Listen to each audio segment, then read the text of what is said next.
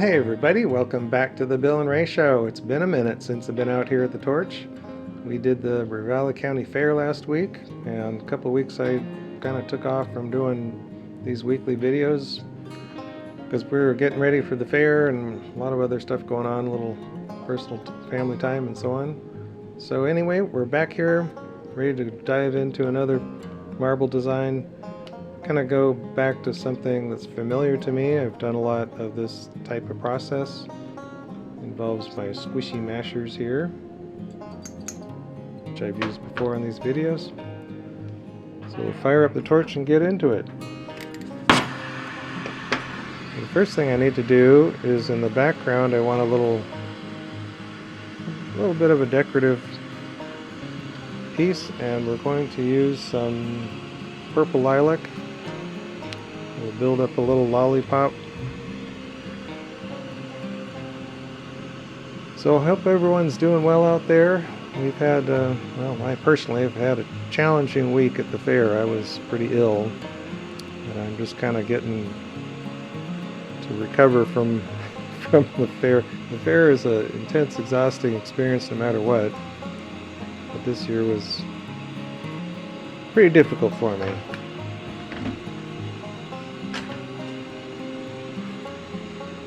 So we got through it.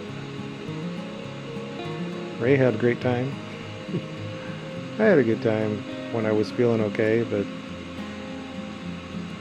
I literally spent some time laying down. So this is just going to be a real small piece. I just need a little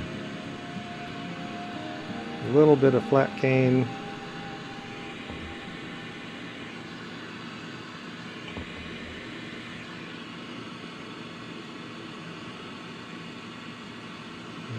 Going to melt out some of those chill marks.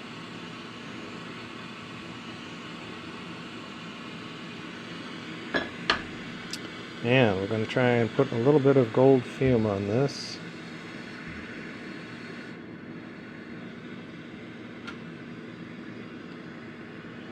See if we can hang on to my gold here.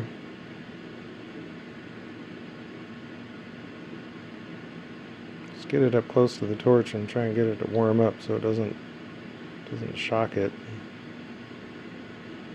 And we get it right on top of one of the candles.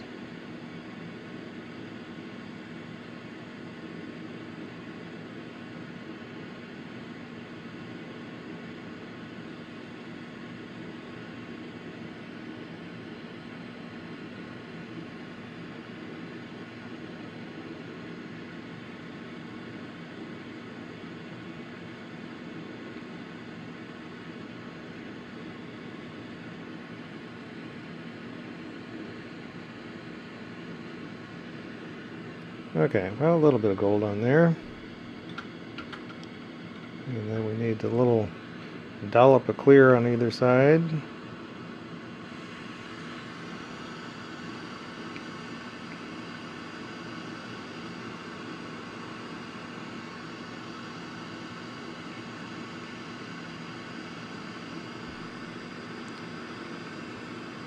So this is actually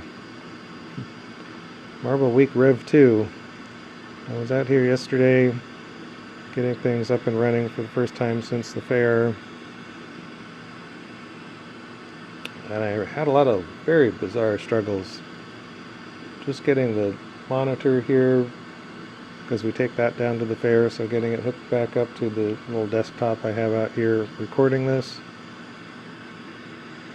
And I don't know why, but I had a heck of a time just getting the monitor to connect to the computer. It's crazy. And then we have 4 oxygen concentrators. And we take those down to the fair with us. Just going to squish down this clear. Make a little flat piece. So I get those back here and hooked up. I've got 4 of them, so there's actually 2 different circuits they plug into. And I've got these little splitter, 3-way splitters think I got these at Harbor Freight, so that tells you part of the story. And start turning them on, firing up, and 2 of them fired up just fine. The other 2, nothing. It's like there's no power. So I'm going around checking the circuit breaker and checking it's plugged in, and as it turns out, these little 3-way splitters, apparently this one just decided to stop working. Most bizarre. So I get out a little power strip thing, hook them up, they fire up just fine. Just little weird things. So yesterday I'm out here, get going. I think I got the camera situated. I do my whole marble bit, and I get in the house to start processing the video, and there's no audio. The audio wasn't recording. It's like, well, let's try this again. So all my words of wisdom that I had yesterday, you don't get to hear. I don't know where they went. They disappeared. So, and of course, part of the problem I had with getting just the monitor hooked up to the computer was Windows Update. Of course, always screws things up. Every time it does a major Windows Update, the audio seems to get messed up, and sometimes my mic I have to reconnect it. Alright, so I got this little flat thing, getting a little bit of a twist going. I don't really need this super twisted up, but I'm going to try and do this in some stages, because this is so small. It's a little bit different pulling this out.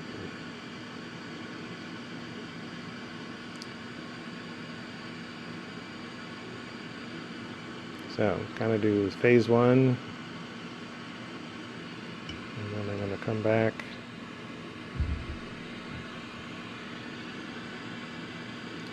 And see if I can pull this down to a pretty little skinny thing.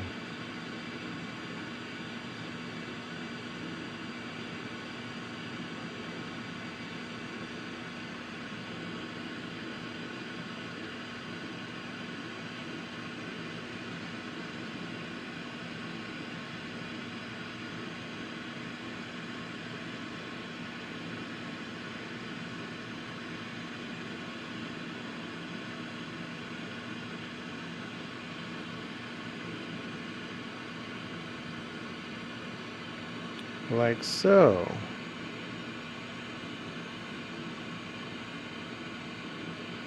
Let's see, I think I'll just leave it attached to this purple lilac rod. Cut this loose. And there is our background decorative piece.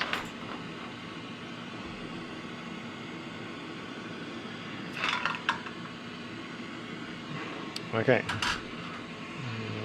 done with that.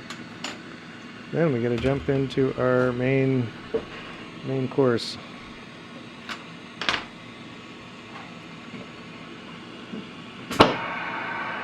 Kick it up a notch. So I need to build up a little gather to start with here. So yeah, the fair is like from Sunday to Sunday. So we start out Sunday before the fair. The actual event runs Wednesday, Thursday, Friday, Saturday. But on the Sunday prior, I'm loading up our Toyota with the tables. Basically the tables, the torch stand, and the canopies is the first load that goes down. So I'm like starting to come down with something Sunday, and I'm trying to kind of take it easy, but I got to load up all this heavy stuff, and it's got to be stacked up in the right way to all fit in there. So it's like 2 6-foot buffet tables, a 5-foot buffet table, three 4-foot plastic tables, one 5-foot plastic table, a tall round table. What else is there? I don't know. Probably forgetting something. And then the 2 canopies. And then a box of all the stakes and tie-outs. And so we have 2 10x10 canopies we put together. It's the same spot we've been at the fairgrounds. This is our 13th year. Same setup. One booth is all display, the other booth is part display and part torch setup. So I had put together this little torch stand that goes in the corner facing out to the public. And we've got some plexiglass on the 2 sides. And it's kind of a knockdown thing. I put it together, screw it together and brace it.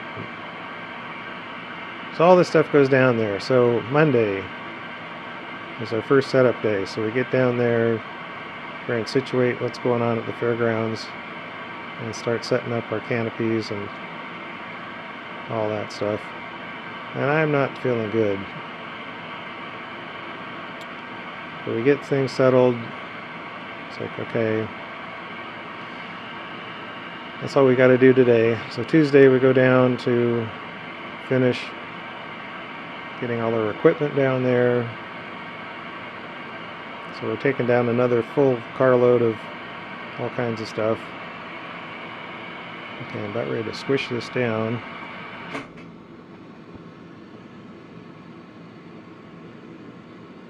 And we get down there, I don't know, it wasn't super early. And I'm just really struggling. So my daughter helped us, and then I don't know, I was only down there for an hour and a half or something, and I was like, I gotta bail out, I gotta go home. So Ray, bless her heart, she had to be down there by herself trying to get things situated. And fortunately, it's basically the same setup we've had year after year, so we kind of know what we're doing. Don't have to reinvent too many things. So then get down there Wednesday. Wednesday is our first actual day of the fair, so we're bringing in all our displays and product and trying to get everything up and running.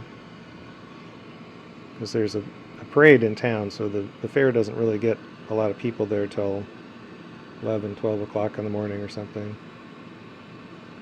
So it's kind of a mellow start. But there, Wednesday, Thursday, Friday, Saturday, we leave the house 8 o'clock in the morning. We don't get home till after 11 at night. Just long days. It's a rough go. Okay, I got my wedge formed here. Now I need to do some silver fume.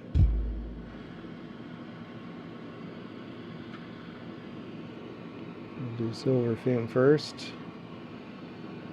I'll drop this down. Let's see, we'll change this up.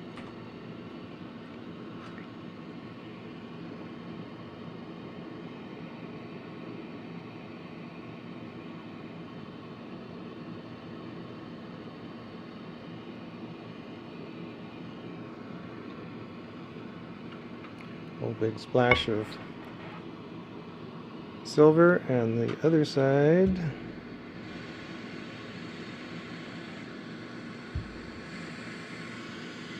I'm going to do some gold.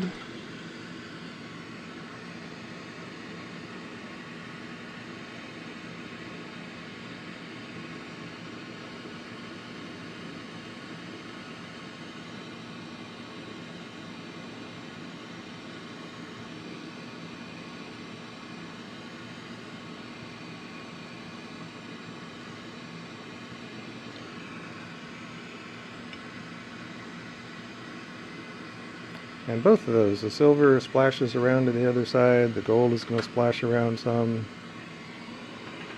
So we've got quite the combination of some gold and some silver. Then we're going to do dots on one side and lines on the other. So if I didn't get mixed up, which I might have, I think this is the gold side.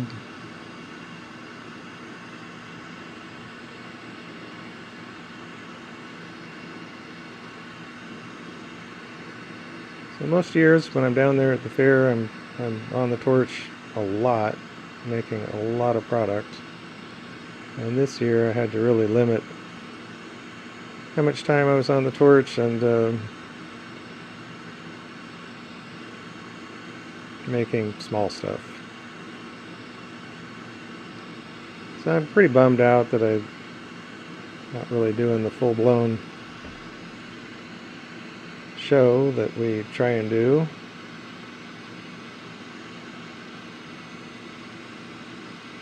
But then, as it turns out, one of the concentrators decides it's not going to start up.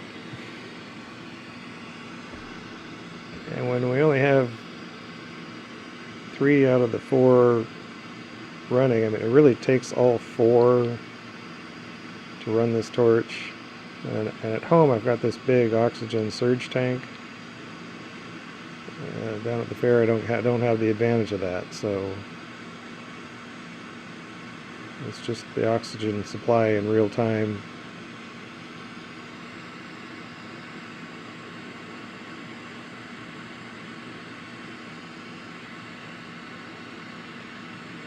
So I couldn't have done big stuff if I wanted to. So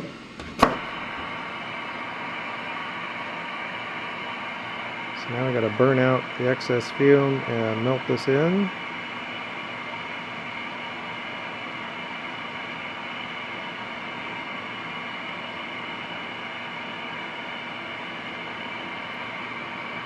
So as it turns out, I was thinking, well, because it would make some noise and then it would pop its own little circuit breaker. And I was like, oh, that's not good. It sounded like the compressor had failed, or it was seized up, or it was binding or something.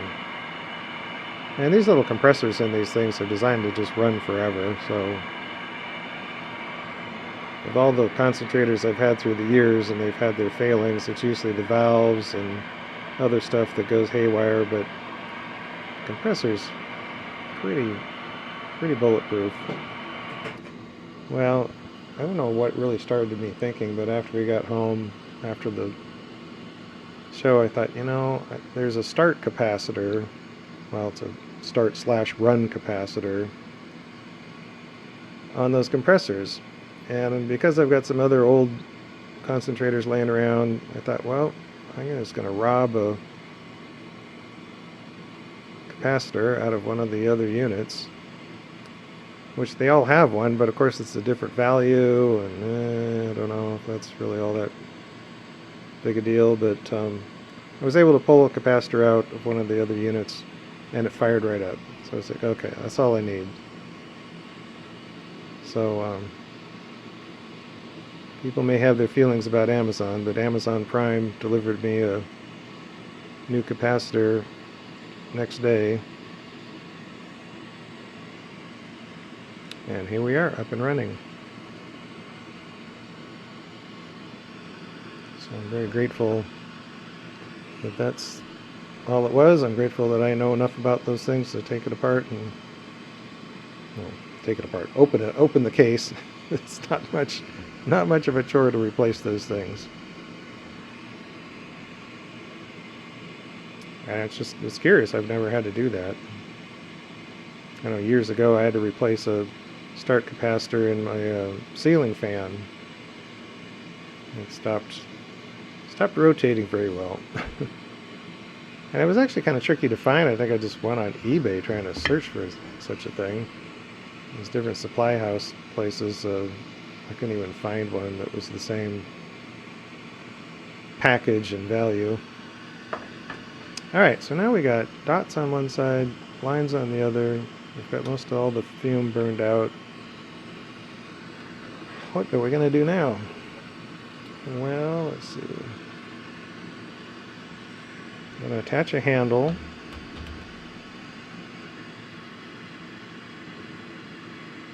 And I'm going to heat this up and twist it, condense it. A lot of stuff is going to happen kind of in a hurry. I need this fire cooking. You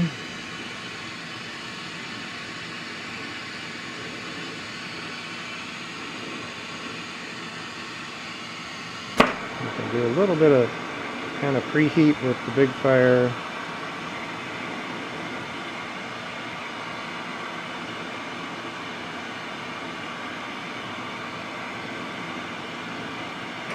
What we really need is this lynx fire. You start heating at this thick end, kind of flipping it to the sides.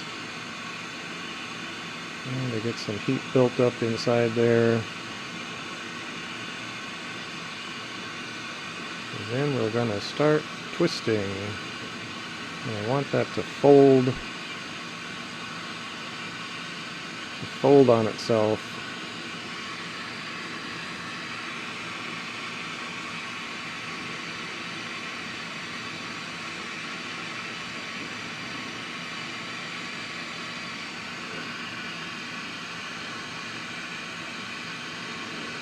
Now in doing this, they're going to get kind of a crease line. And it's going to show up a little bit. It's probably just a little bit of an air line. It's going to show up because of this fold.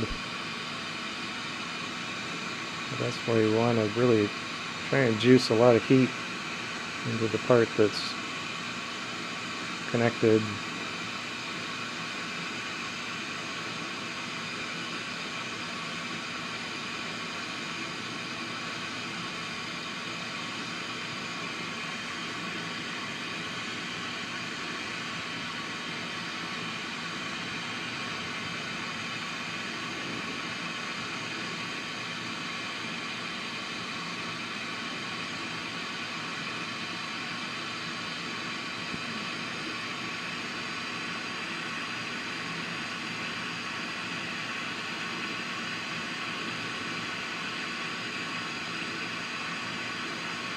So how folded and how twisted this ultimately becomes will really affect what this interior looks like. But this is kind of the basis of an internal technique that I've used a lot over the years.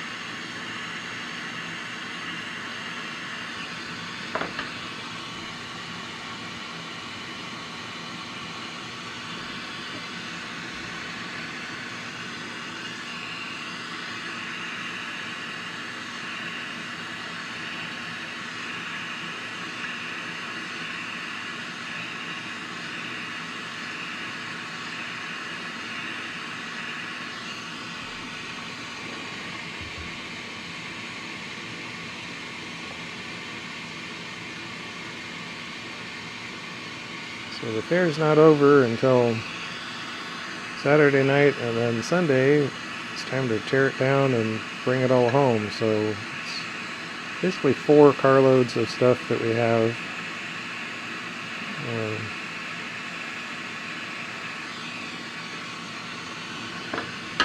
We get some of the stuff, what we can, with what energy we have left. On Saturday night we pack up what we can. You know, all of our inventory and some of the expensive torch stuff and whatever that we can get out of there. Okay, now we got our little colored fumed decorative piece, and we don't want to overdo this. I'm going to just lay a couple pieces of this down.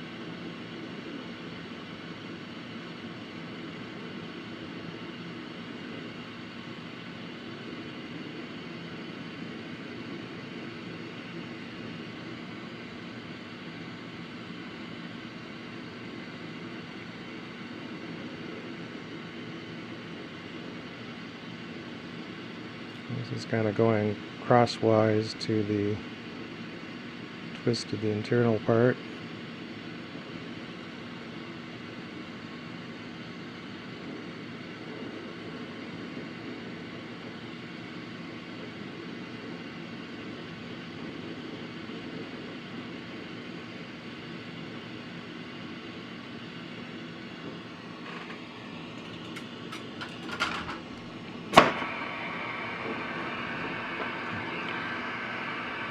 And even after Sunday, we get all our stuff back home.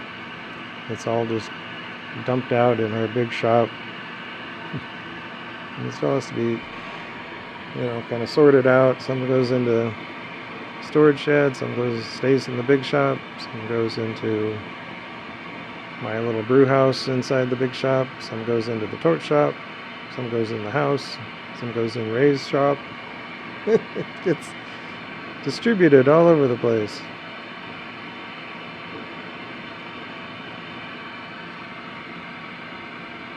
So it is a lengthy, grueling bit of business to do what we do at the fair, but through the years, it started out, it was kind of a good moneymaker, and got to kind of rely on it as a good chunk of change, but it's also just kind of part of a participation in our community, kind of our outreach. Demonstrate some glass blowing and show off some product such as it is that we make. Ray does a whole lot of other outside of glass work. She did a bunch of crowns this year and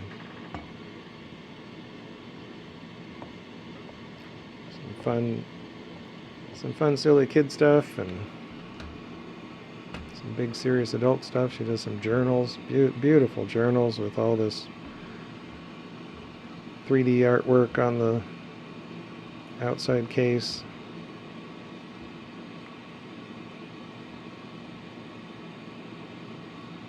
And we put up, strip LED lighting all around the booth, and then Christmas lights inside the booth, and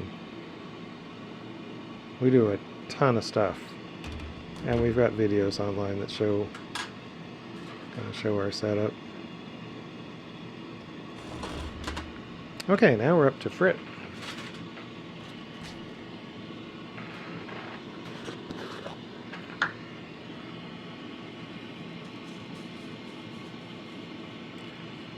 But the weather was not terrible. It's not Wednesday, it actually rained. A good part of the time it was just kind of this really light, misty rain, and after some hot weather, it actually seemed to bring more people out. A lot of people were out. We had a much better Wednesday, bigger crowd, bigger sales than we typically would have. It's probably our best Wednesday we've had. So my expectations went from kind of low to pretty high on Wednesday, and then the end of the deal was okay. We did well. We've done better in the past, but talking to other food vendors and commercial vendors, everybody kind of agreed that things were down a little bit.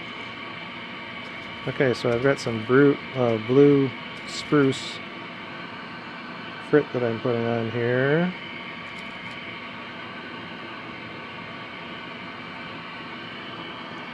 A little bit.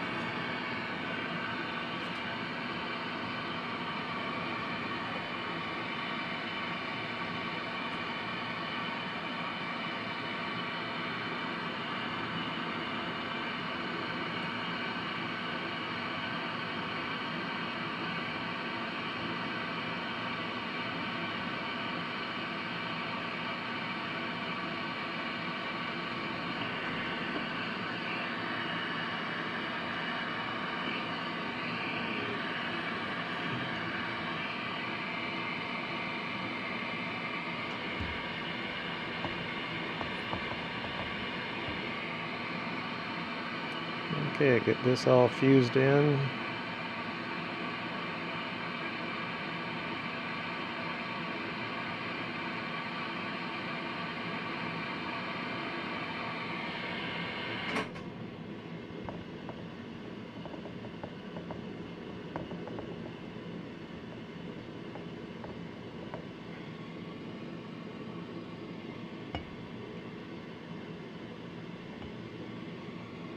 Alrighty, moving along.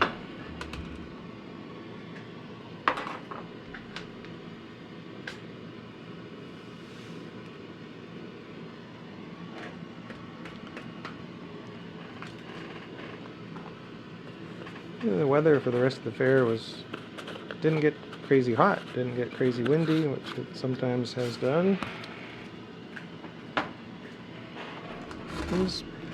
People were pretty mellow, really. It was a good crowd.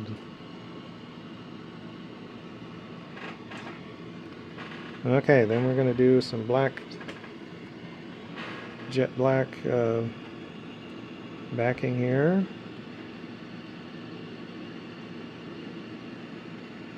Behind our blue frit.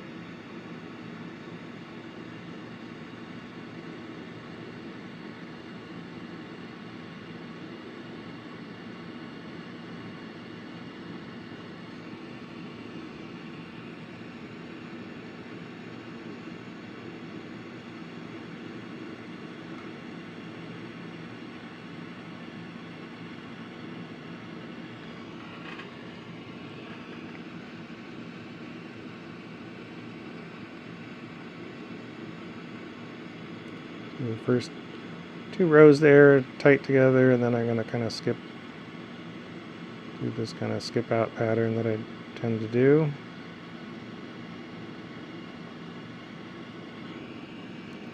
Trying to cover this surface basically with the color,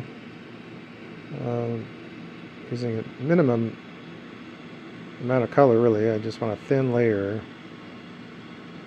so I don't want to mess with the cone shape, and I don't want to bulk it up.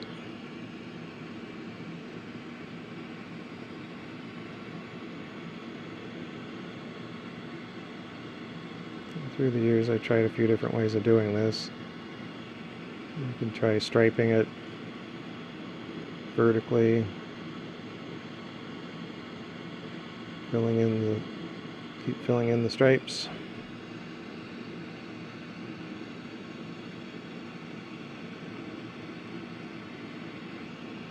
But yeah, the other difference this year is we saw a lot of people, neighbors, acquaintances through the years.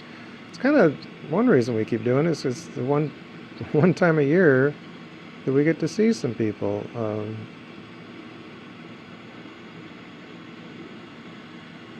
And last year, it was like a lot of the people that we know and friends and neighbors, we never saw them. And there was a lot of people, but not as many familiar faces. So it's really fun to see the familiar faces and to see these young people. Oh my gosh, it's just so heartwarming to hear stories from some of these young people that have watched me blow glass at the fair for years and years and years, and more than one, describing how they would come to the fair just to watch me, and they would sit on a bench or something near us and just watch hours on end.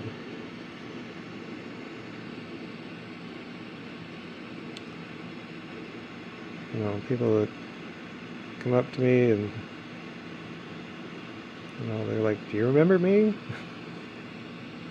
Sometimes we do. Sometimes it's like, gosh, as kids grow up, it'd be hard to recognize them anyway. But yeah, it's a lot of memories we've created through the years there at the fair, and that's what kind of draws us back, is to continue being able to share what we do and have some fun. And as usual, we sell lots of mushrooms, mushroom pendants, terms of numbers of sales, it's always sort of the number one. So it's like the number one thing I'm down there making too, which this year, because I was basically limited to making small stuff, I did mushroom pendants, jellyfish pendants, and small marbles. So I made quite a lot of inventory, all things considered, and even though I felt miserable.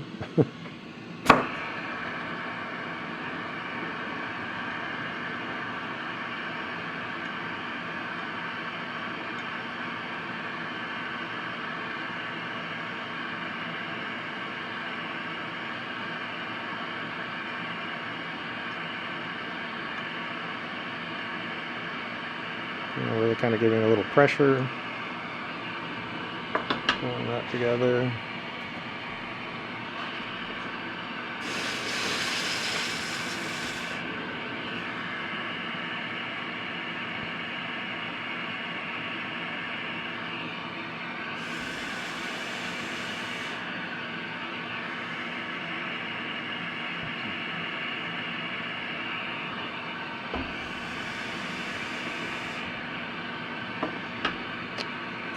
Okay, time to fume again. Gonna do some gold fume, so we're gonna let this cool off for a minute.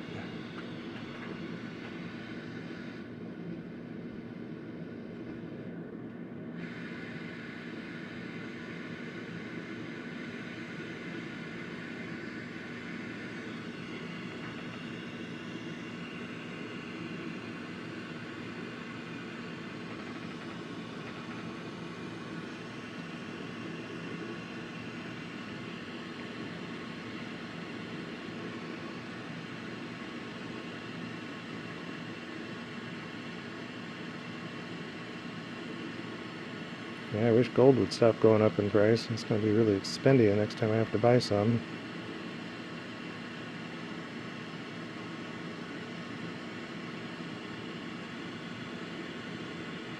Just can't quite imagine doing glass work that I do without gold. I put it in a lot of my things that I make. Okay, there's that. We've got our black background on. So there's that. Don't need these guys anymore. We just need a bunch of filler.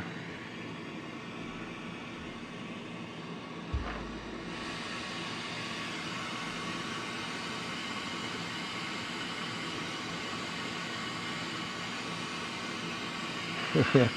Yesterday I really had a moment when I realized that, well, and I tried to sort of power ahead, and then I finally was like, you know, this video is just not going to work. Don't have audio. I don't want to screw around with the voiceover. I don't want to do a bunch of titling. Just got to come out here and do it again.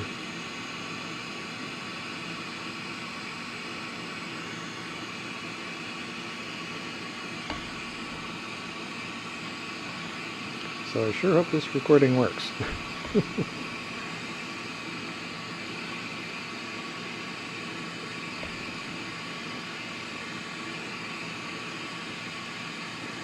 Because we take this monitor down, and we've got a bunch of our basically videos that are up on YouTube, and we put those on a flash drive, and then we just loop a bunch of videos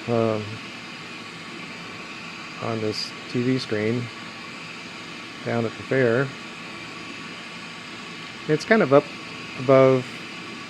I have a little sort of a little table thing on top of a table. The monitor sits up, so it's up at, you know, it's up at eye level or whatever. But people are so funny. There's so many people that just, they don't even notice it. I have to like point it out. And then they're watching this video of glass work. It's me. It's the same torch.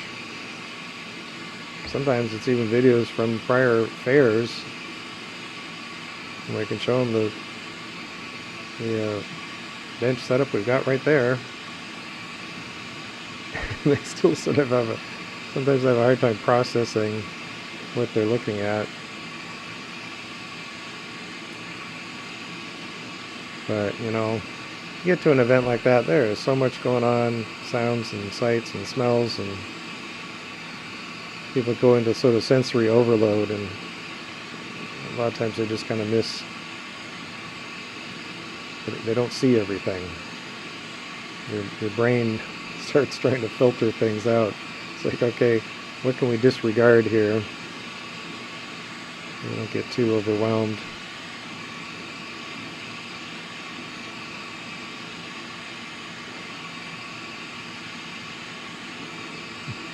The little kids are always so funny. They have a lot of good interactions.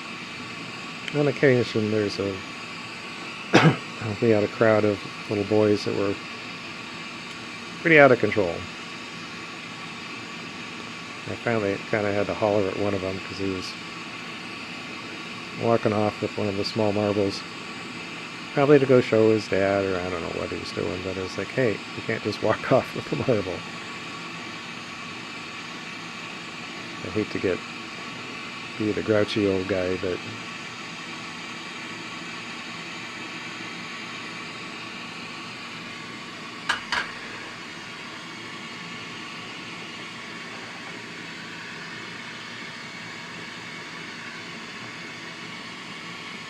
there was one family. It was pretty funny. Mom and 2 adult sons and their spouses or whatever, and they went crazy with the marbles and wound up buying, I don't know, four marbles or something, but always trying to figure out which ones they liked, which one was going to go to who, which one was a gift, which one mom was going to pay for, which one. It's just like, oh my god, people. They had fun.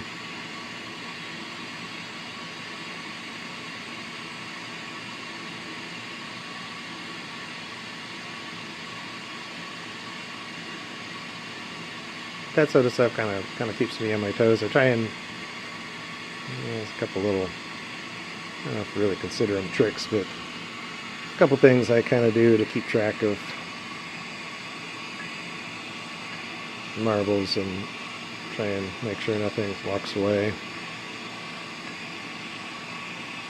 But I had several times when I had to ask Ray, it's like, did we just sell a marble out of this tray? Because it looks like one's missing. She's like, yeah, we just sold that one. It's like, oh, okay.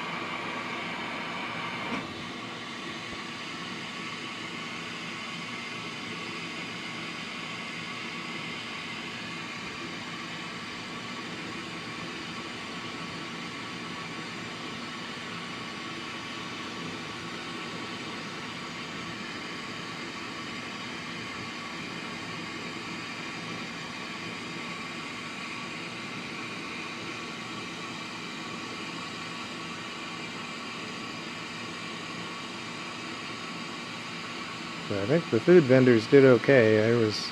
People definitely seem to be indulging in fair food and drink. And this is a dry fair. There's no alcohol on site at all.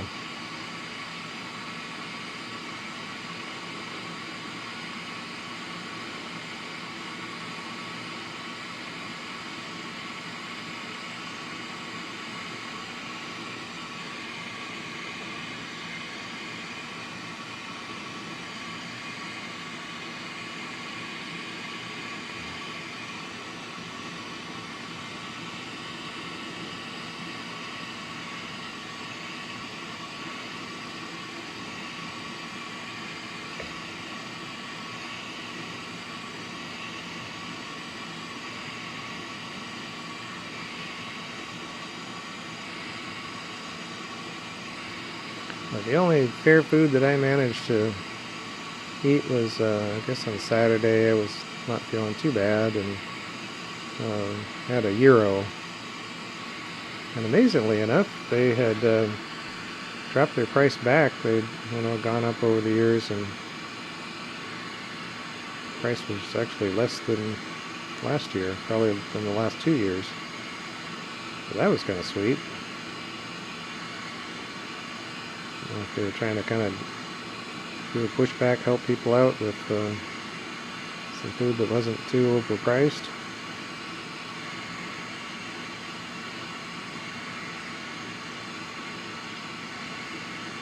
Seems like everybody's kind of consolidated around $15 a throw for anything you get. But the Euros were $10, so such a deal. And they're really good.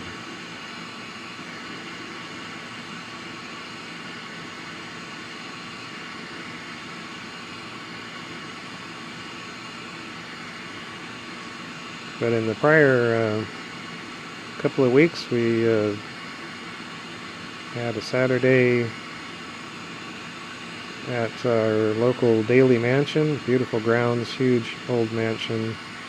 Marcus Daly was one of the copper kings, copper barons from back in the day, and he's one of the wealthier people in Montana. And they have done an annual Celtic festival there. So we went to that. And then the next day, Ray and I anyway, ran over to Bozeman to see family and friends, just for an overnight. That's all, amongst all the weird stuff happening. That was a weird trip. So our car, it's an older Subaru, the air conditioning decided, well, I had problems with the air conditioning earlier in the year, and when I charged Freon, got it working, we'll go off on this trip, and the air conditioner decided it isn't going to work. And it was hot weather there, so our trip home, well, going over wasn't hot weather, so it wasn't too bad, but going home was a real hot day, and we were leaving, had to drive all the way through the late afternoon, the heat of the day. So that was brutal.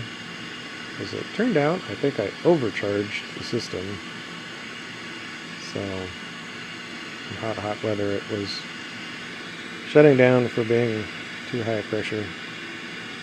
So that was my bad.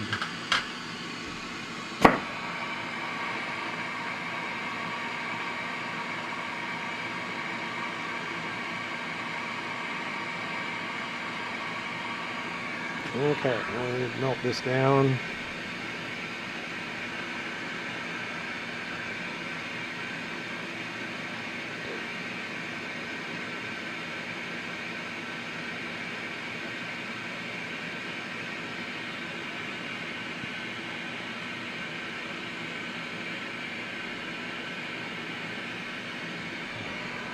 So it's been an interesting end to summer here. More heat at the end of the season than maybe normal, but we avoided having wildfire smoke for much of the season, which was quite amazing. You usually don't get that lucky. Until now, just a couple days ago, I went out in the evening and all of a sudden the valley was filling with smoke, and now we've had some pretty constant, pretty heavy smoke that's coming from out of the area. I'm not sure where all this smoke is from, but there aren't really any fires. We haven't really had any significant fires right here close in. The fires that we had were managed or put out pretty readily.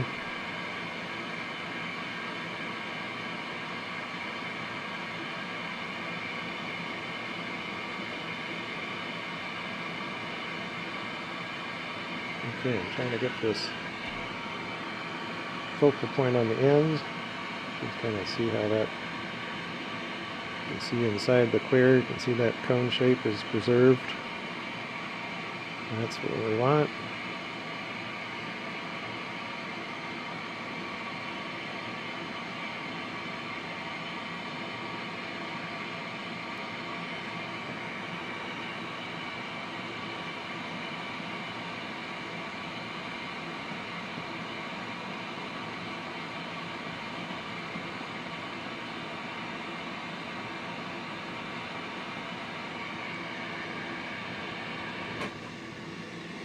Okay, now we gotta cool this down for a moment.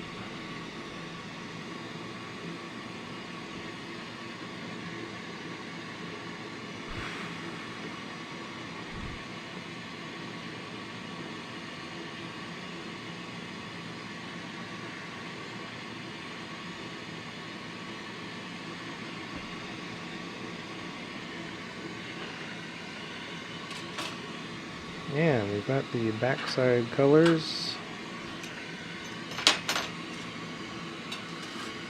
I'm going to start out with, this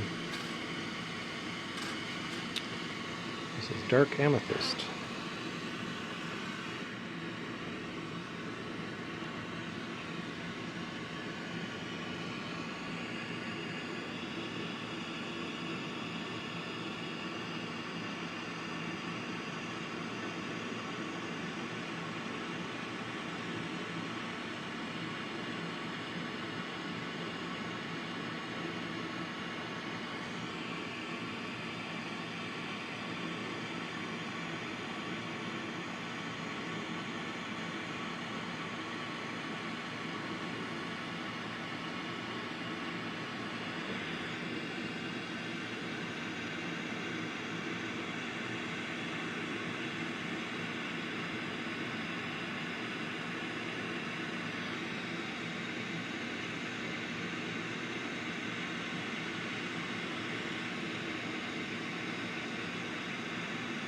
That gold fume underneath there is really pretty. You get this background lines kind of spaced out a little bit. Well, this dark amethyst is fairly translucent.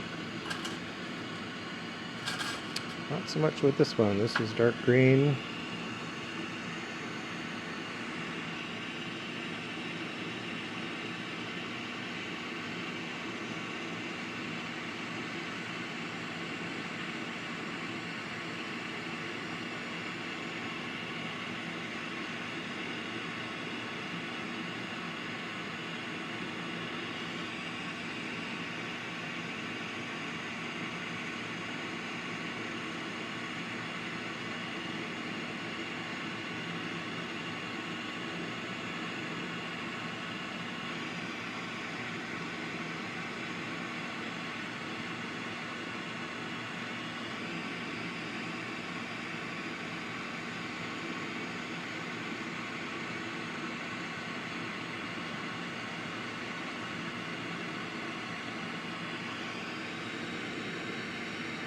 But yeah, it's kind of too bad I was not feeling well, and I could join in and enjoy. The crowd would agree, but it would have been nice to be able to interact more. But Ray's just in her element. She lives for for an event like the fair and our upcoming holiday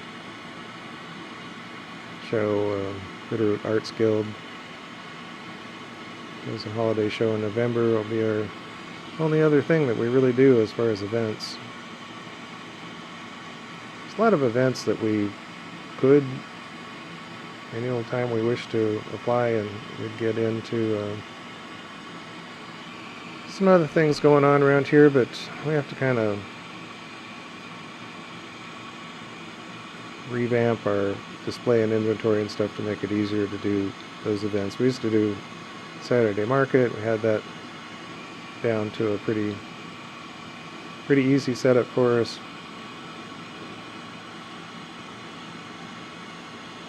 And we kind of do that at the Bragg show. It's pretty basic, but it's still, because it's the holiday thing, we put up a bunch of Christmas lights and do a little bit more decorating than would need be. I'm warming up. I need to put my fan on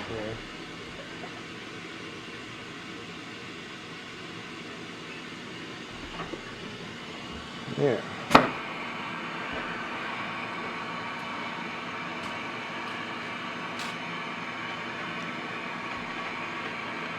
Drop my shades. The colors, when they heat up, are really bright.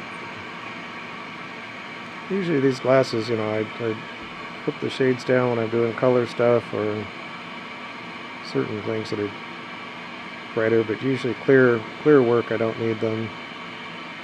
Some clear work I really can't see what I'm doing with the shades down. And then the neat thing about shades is I can kind of put them halfway, so I can look under or over, kind of have the split view.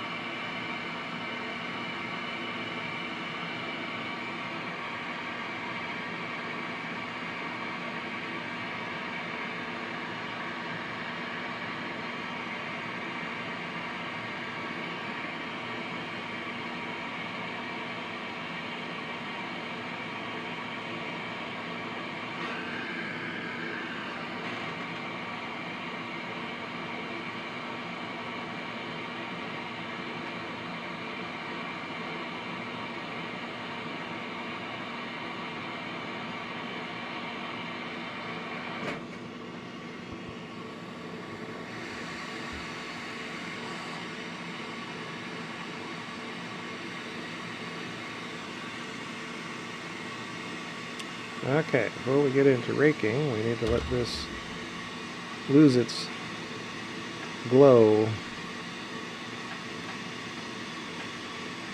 In my weekly marble Rev 1 yesterday, I pushed on with this phase and my piece was too hot and it got thoroughly misshapen. I managed to get it back under control, but it wasn't the prettiest. So we don't want it to cool off too much.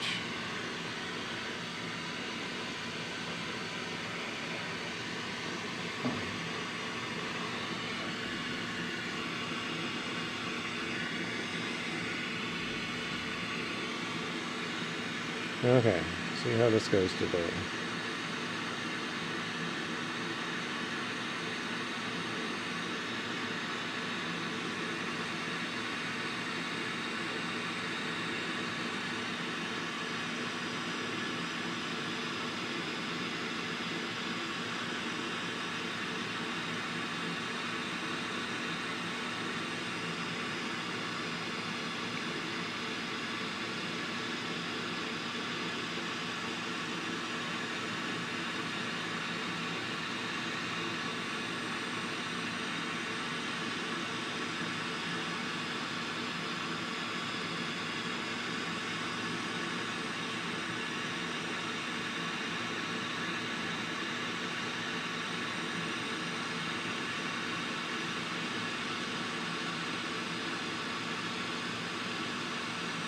Oopsie.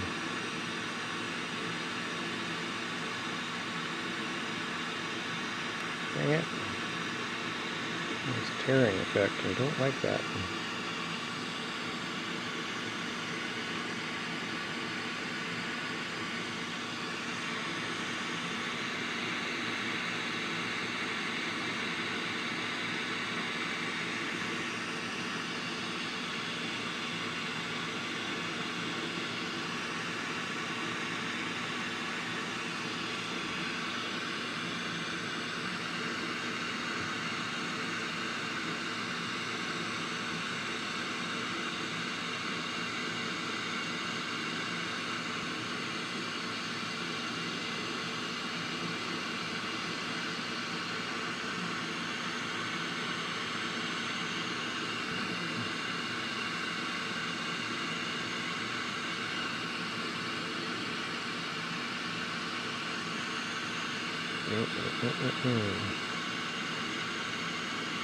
Shoot, don't do that.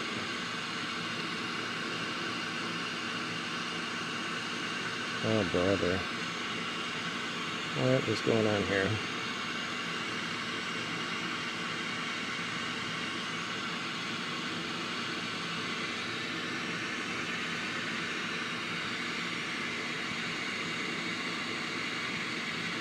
Alright, well, that's a mess. Needs a little touch-up.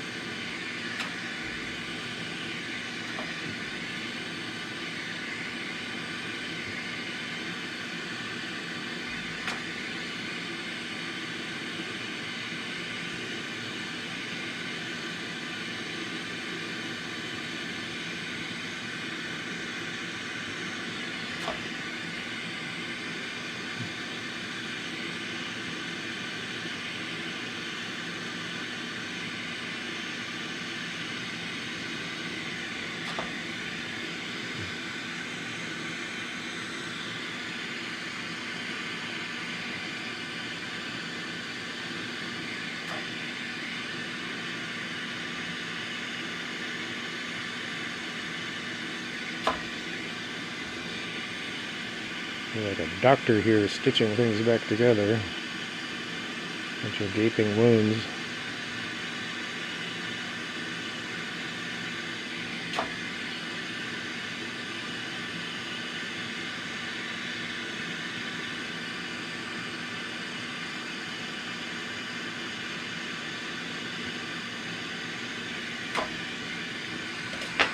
One add bubble here. Okay, well, we got all these little anomalies, and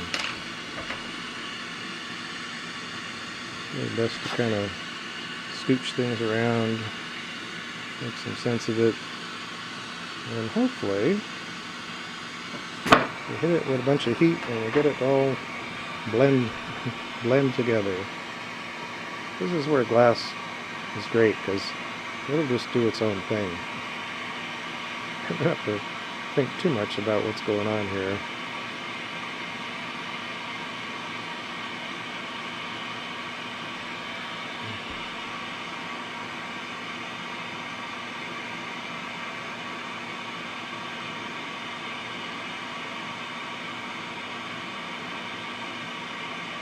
And swirling patterns are kind of forgiving for things that are a little look anomalous to me at this point, but in the final piece you have to look for it and know what you're looking for to see the evidence of what happened.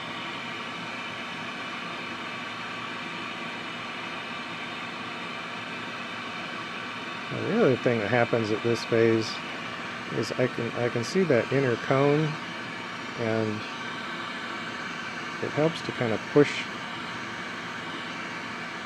this end a little bit, because it kind of drags out away from that inner cone.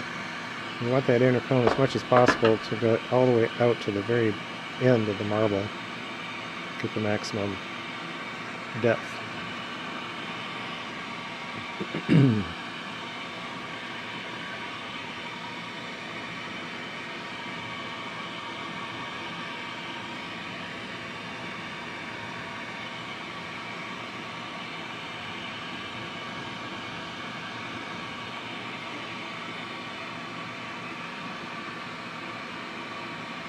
Okay, just trying to let the glass do its own thing, find its own... I always think of this process kind of like self-leveling paint. You paint stuff on, it's got all those brush strokes, and then as it dries, it just kind of smooths out all those little ripples, and what was kind of obvious when you first painted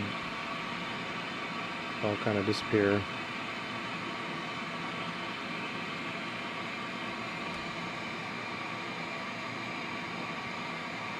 And why is that?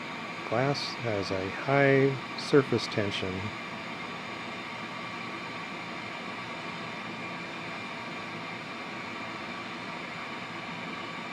Okay, get this pretty well melted in. And then pause once again. A little pause before we can do our punty.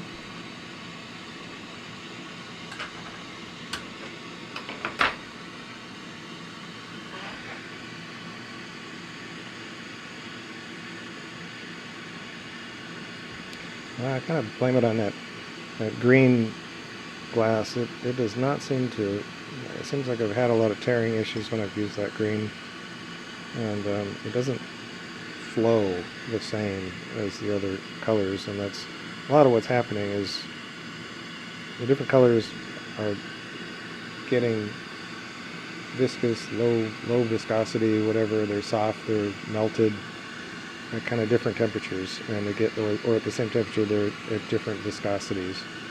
So you start dragging through that, and some is moving easily and some is not wanting to move so easily, and that's where you get these anomalous behavior.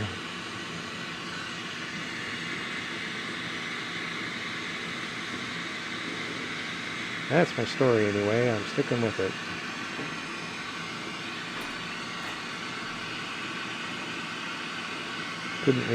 Couldn't have anything to do with my poor technique.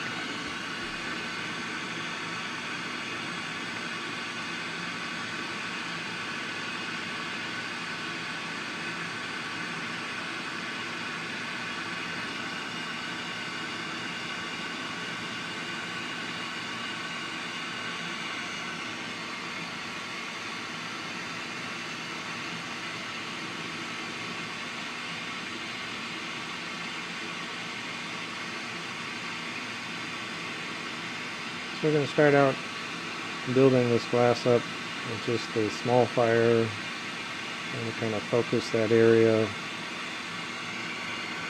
that will be kind of pushing this, well, not pushing much, but I'm ultimately pushing some glass in here to this transition zone between the color and the clear lens. And that point needs to expand. So I need more than just the clear building up the lens. I need to push out that circumference.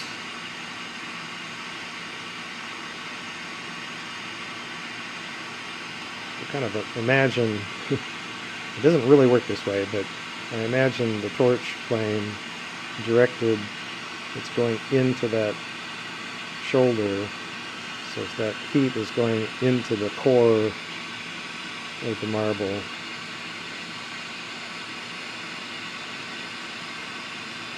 Whether that's actually happening, I kind of doubt it, but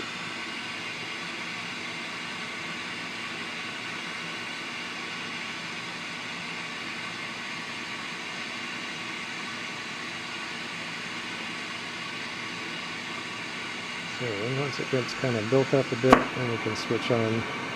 And we kind of cycle the larger fire on and off. It may kind of overheat the bulk of the marble.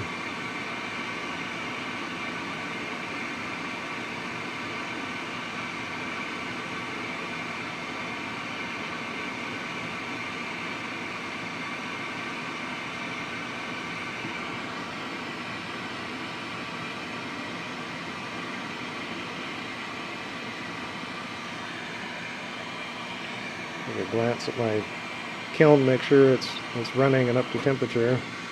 It's a real bummer when you get your piece that you've worked on for a long time and you're basically done with it, and then you realize the kiln never got turned on. You got to turn on the kiln and wait, like, this one heats up pretty quick, like in 20 minutes or something. But I've had instances where for 20 minutes I got to fiddle with the piece in the flame, just keeping it hot. And that's a little bit annoying.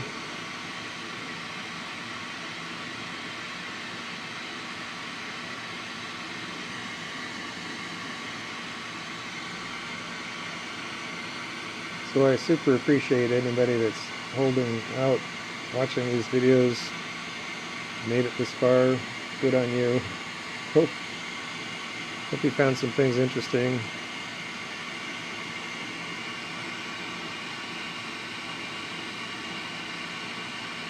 Here's some behind the scenes description of our county fair.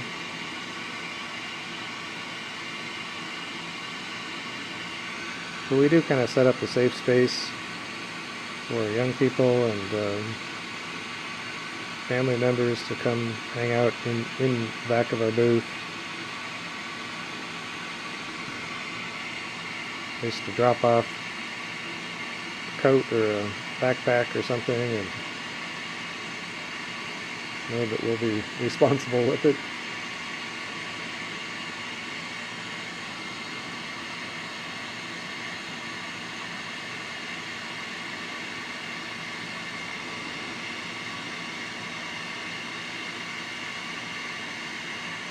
Okay, I think I got enough here.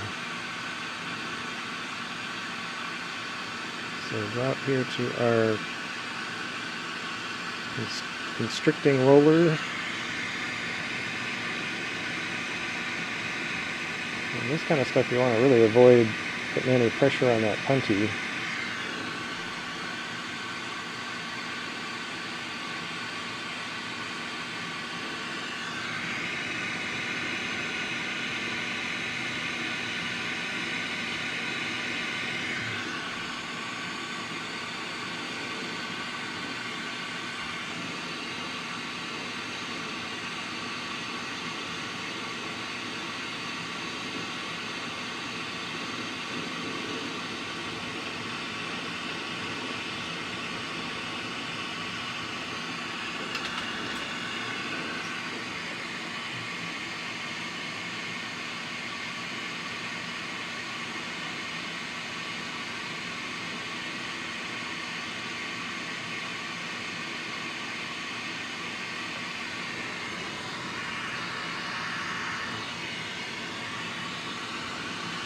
Okie dokie.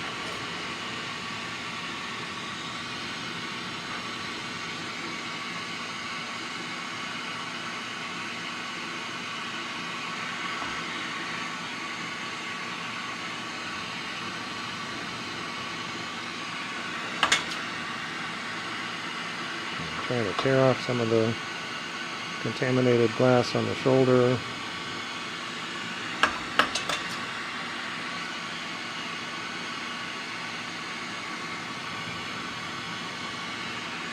And dig just a little bit on that color edge. Kind of clean it up.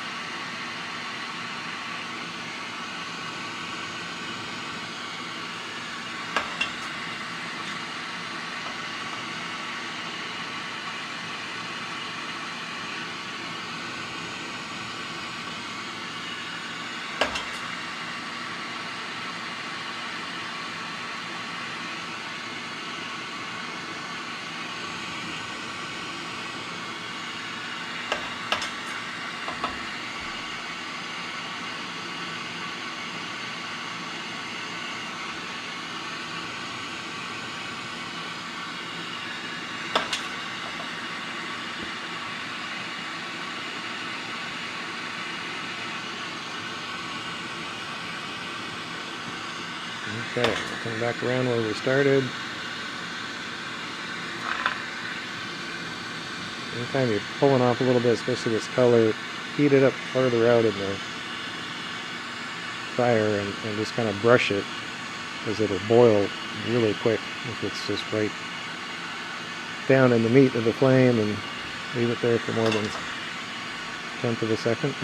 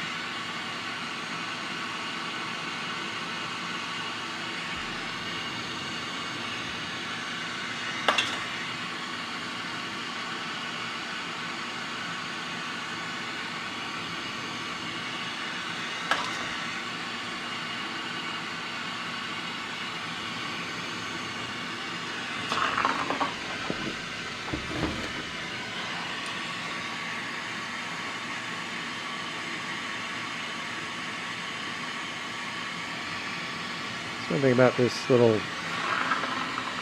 soup can that I use as a roller, I can move it around, and right now it's in a position as kind of an armrest. I find that quite helpful. This can be a lot of reaching out and having your arms kind of hanging out there, hanging on to some weight. And if you ever did those kind of little tests of sticking your arms, just having your arm out, and just holding it there. And at first you think, oh, it's a big deal, I could stick my arm out. And give it some time. It's surprising. It doesn't take long before it's actually really hard to keep your muscle tension going unless you've kind of trained your body for that. But holding any kind of weight leveraged out on your arm, sticking out, can be pretty exhausting.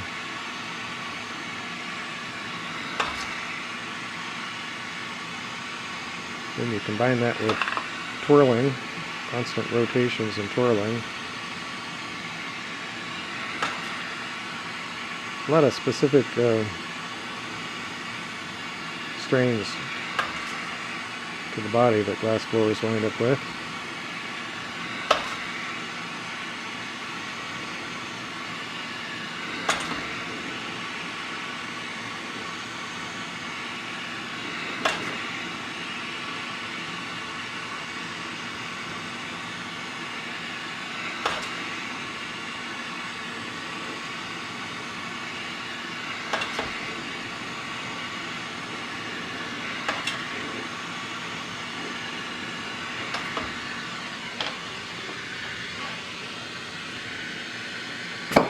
Okay, that's cleaned off most of the cruddy glass that I can see. You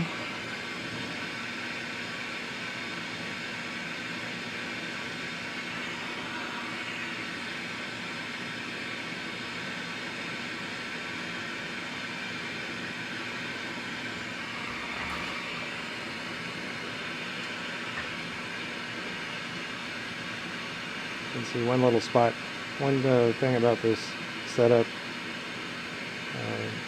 it doesn't matter too much what your torch is, but this Red Max for sure, it spits out little tiny specks of carbon, especially when it turns on, you get that pop.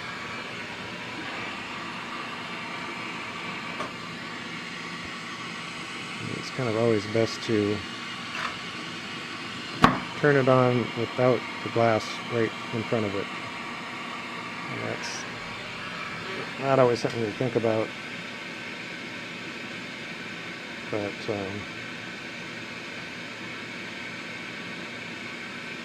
don't know if I'm a very good example of it.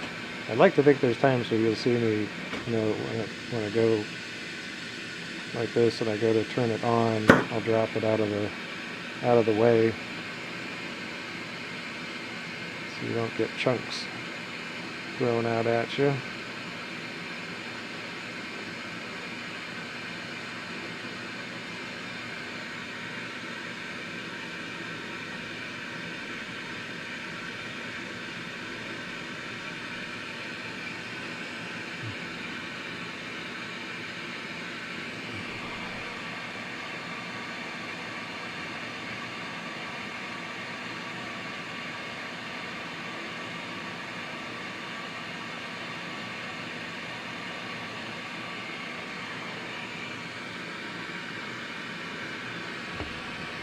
Kind of barrel it up with the elm arbor to get a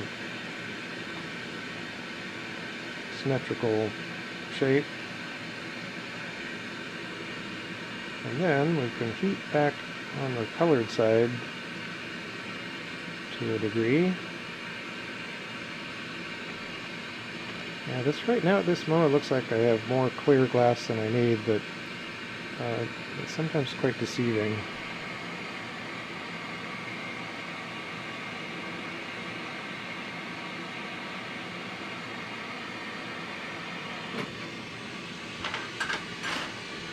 Either my imagination or somebody's cooking up. I smell something nice like on the barbecue.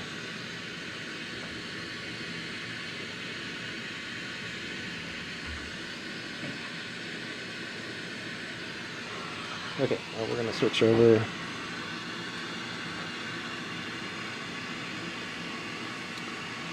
Break on through to the other side.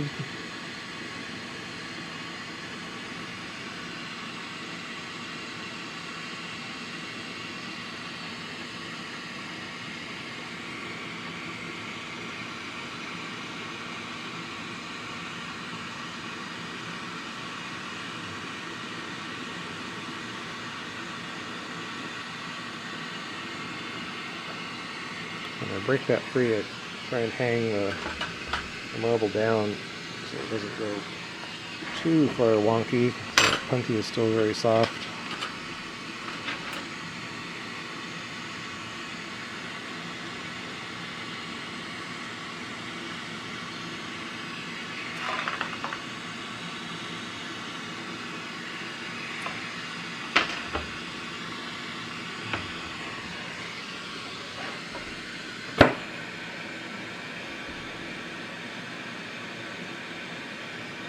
Now I got kind of the acorn shape.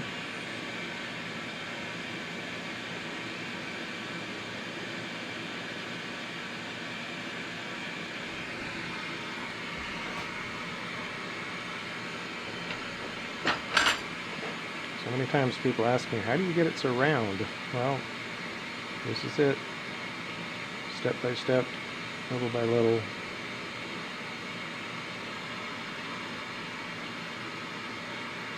Using a marble mold to help out a little bit, but the marble mold doesn't magically make everything happen. People tend to think it, the word mold, people think, oh my gosh, well then you press it in there and it's done.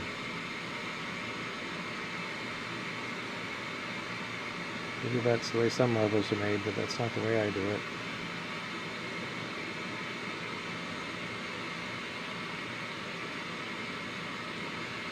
And again, with this type of Vortex marbles, you have all this geometry that you're trying to maintain and protect. You don't want your internal geometry to be completely distorted in any kind of abrupt way. You want it to be kind of gently transformed.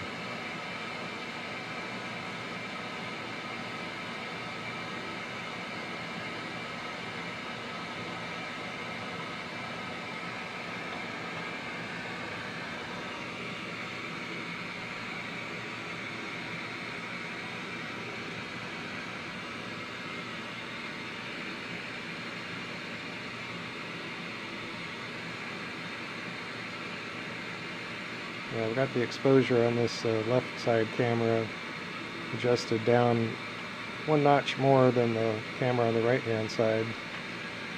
It's doing a pretty good job of picking up some imagery with it screaming hot.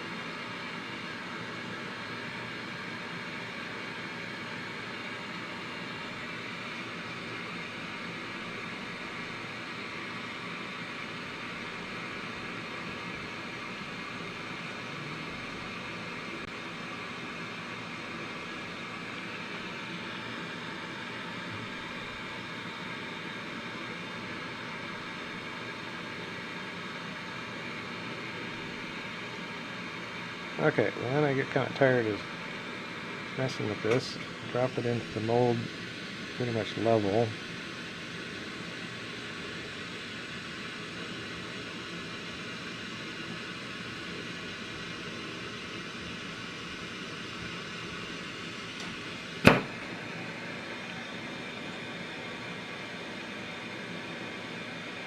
That begins kind of compressing the two ends.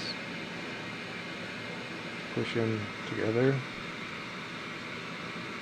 So we have two things. We have the center circumference that needs to kind of bloom out, and then the very tip is kind of misshapen there a little bit. So I'm trying to get that glass to settle in to a round shape. So glass wants to ball up, it wants to be round, but the colored glass is going to react differently than the clear glass. So as much as it wants to do that, this contrast between the clear side and the color side kind of resists that.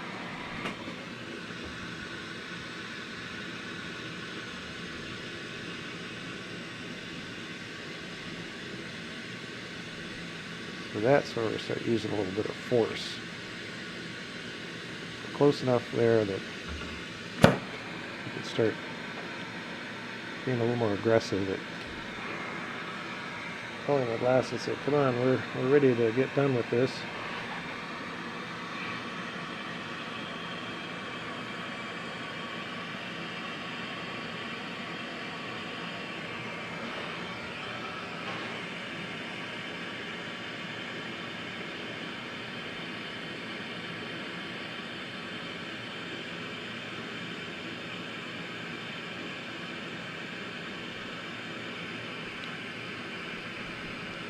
And we do successive steps where it's a little more a little more gentle.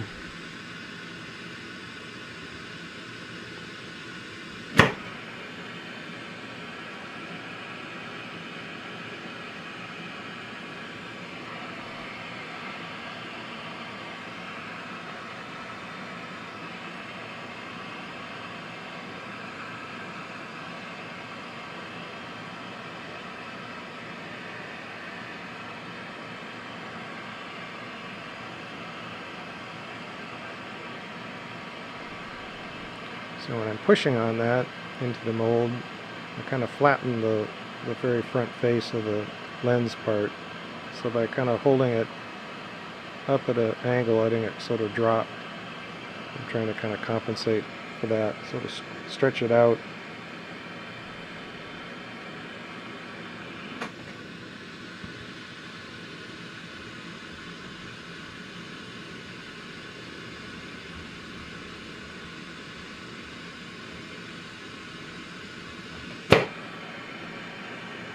It's getting there.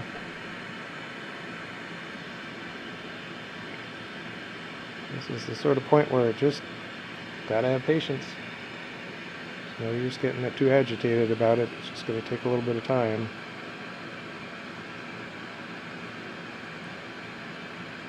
Heat, gravity, rotation, time. Go into a meditative state. Listen to good music.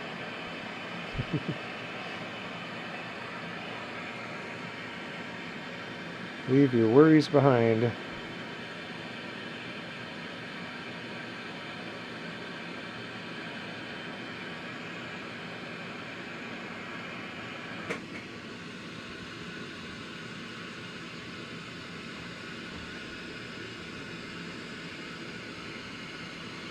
this one seems to want to practically fit all the way inside that marble mold, so I like it to run on the rim. So we'll switch to a smaller mold.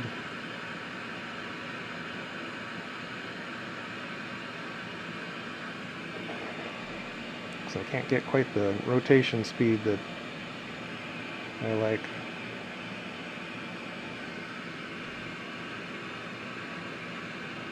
So every time you use tooling, you're going to leave chill marks and you're going to leave wrinkles.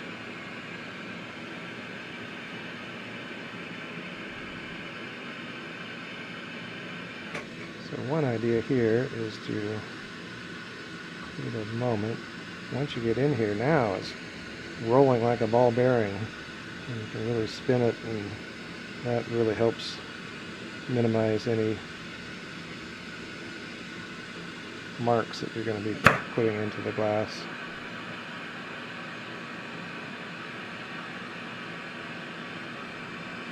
So at this point I'm still kind of watching that reflection of my one light along that zone that we've been trying to squish together and heal up. It's still got some wiggles.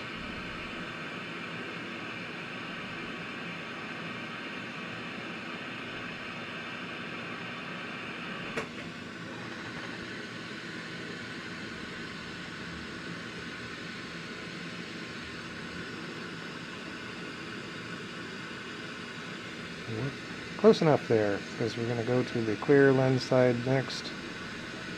So the back side is done. So we kind of go through this two-step, let it sit in the marble mold for a moment to cool down. Then we're going to heat it up. But now we're just flashing the surface to flame polish and burn out some of the little minor wrinkles.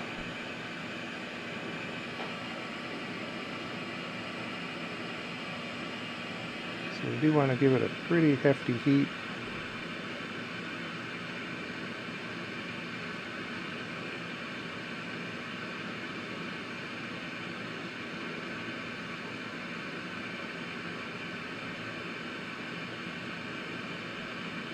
And then it's always important to know that once you've got it to heat and you think it looks like it's kind of smooth things out, you keep rotating. Once you pull out of the fire, it is still moving. You definitely do not want to stop turning.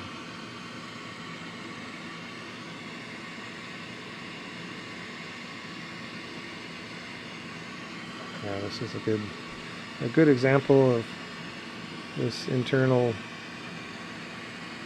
wave of fuming.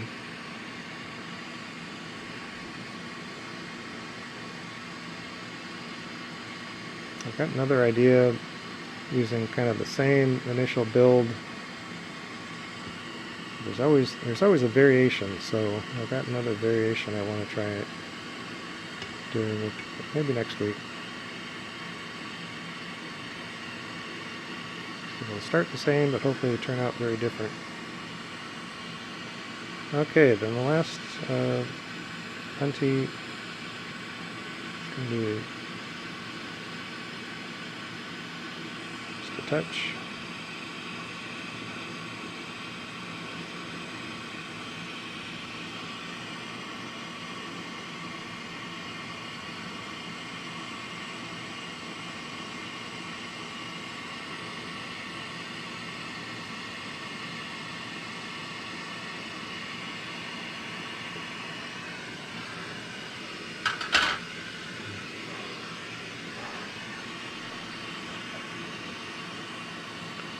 I need to remove any of that puntee attachment.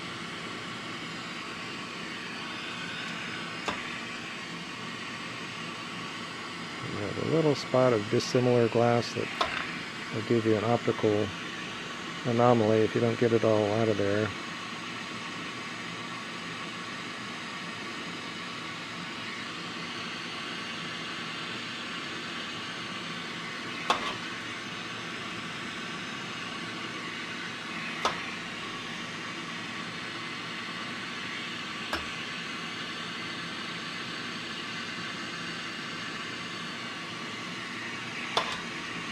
Okay.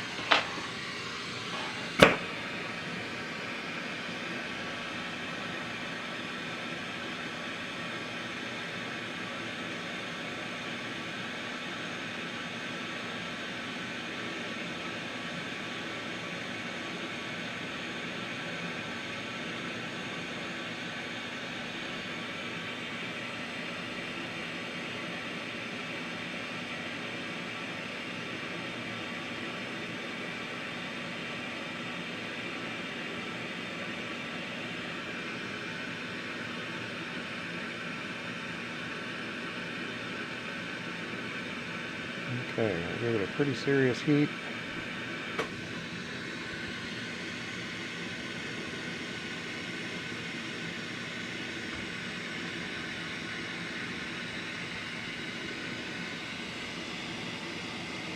Now the deal here is watching the edge in the mold.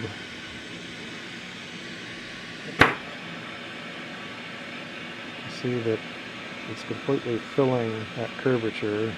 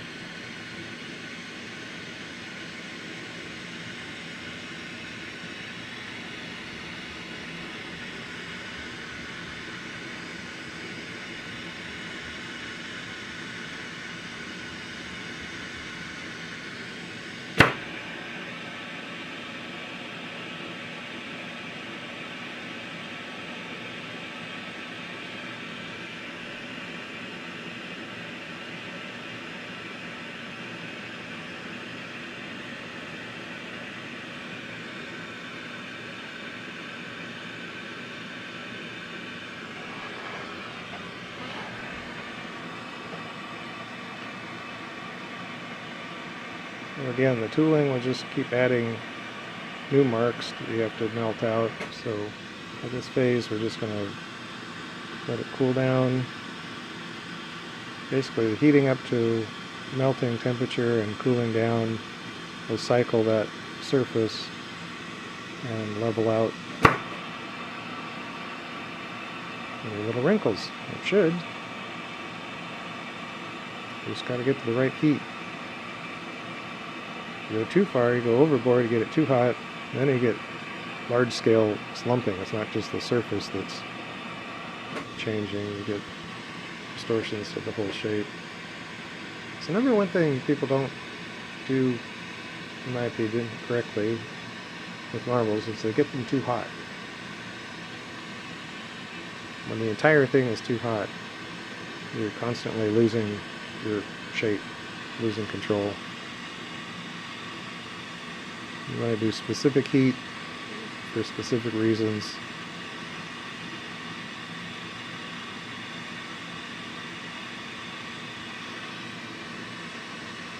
And I'm just checking the reflection.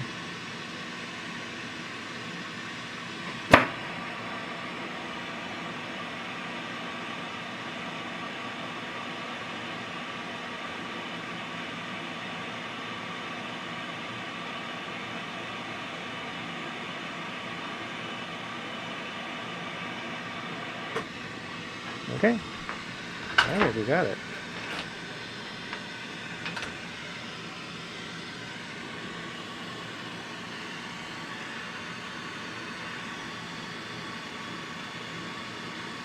So before we knock this free, we need to get this to cool down to where it's not glowing too terribly much. These Kevlar sleeves come in handy. I just barely grazed on, this is hot, hot, hot. So it's nice to have Kevlar sleeves that can run up against things like that and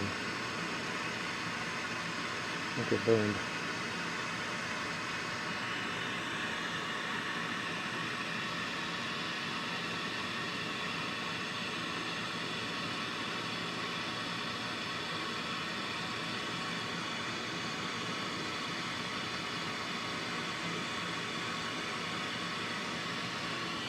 Okay. Pretty awesome.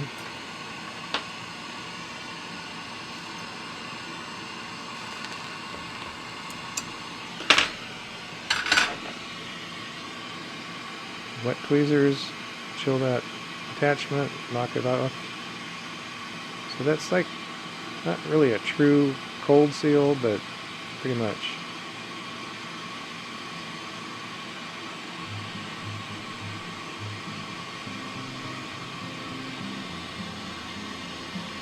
I want to make sure it's an attachment that's strong enough to hold. The marble weighs a fair bit. You don't want an attachment that's so wimpy that it falls off before you're done. Okay, gang, thank you so much for hanging out. It's good to be back out here making some marbles with you.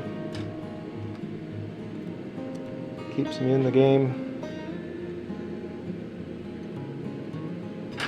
Some tweezers, here they are.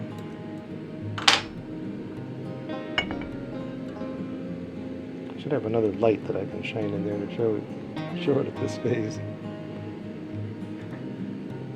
Okay, into the kiln we go. Ooh, doggy, we made it.